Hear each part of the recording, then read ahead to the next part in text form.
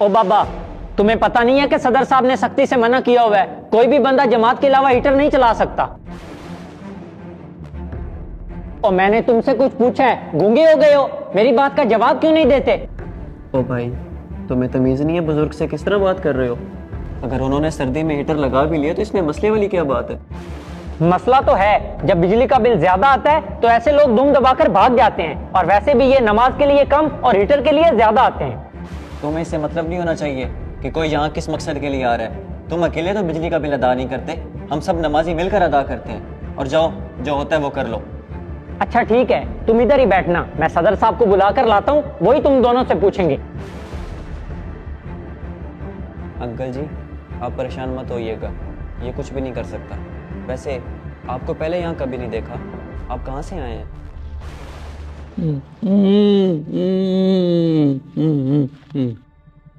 اوہ یعنی آپ بول نہیں سکتے۔ انکل آپ پریشان مت ہو، میں معاملے کو سنبھال لوں گا۔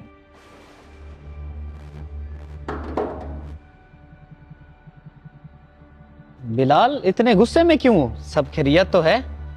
صدر صاحب آپ کی خلاف ورزی ہوئی ہے، مسجد میں ایک لڑکا اور بابا بغیر جماعت کے ہیٹر چلائے بیٹھے ہیں۔ کس کی اتنی جرأت ہوئی جس نے میرے حکم کی خلاف ورزی کی ہے؟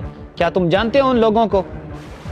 نہیں، بابے کو تو میں نے پہلے کبھی نہیں دیکھا، لیکن جو اس کے ساتھ لڑکا ہے نا وہ شاید ہمارے محلے میں ہی رہتا ہے۔ چلو میرے ساتھ مسجد میں، کس کی اتنی جرأت ہوئی ہے؟ لوگوں نے ڈرامہ بنا لیا ہے، مسجد کو سیر گاہ سمجھا ہوا ہے۔ یہاں تو کوئی بھی نہیں ہے، کدھر ہیں وہ؟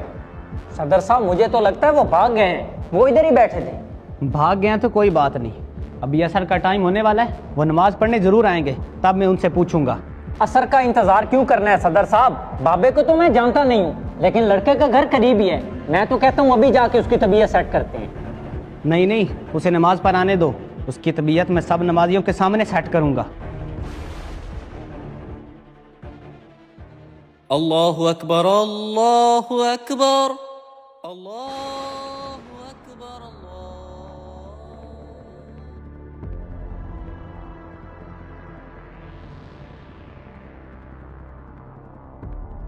صدر صاحب یہ تھا وہ لڑکا جس نے ہیٹر چلایا ہوا تھا، اور اس کے ساتھ ایک بابا بھی تھا۔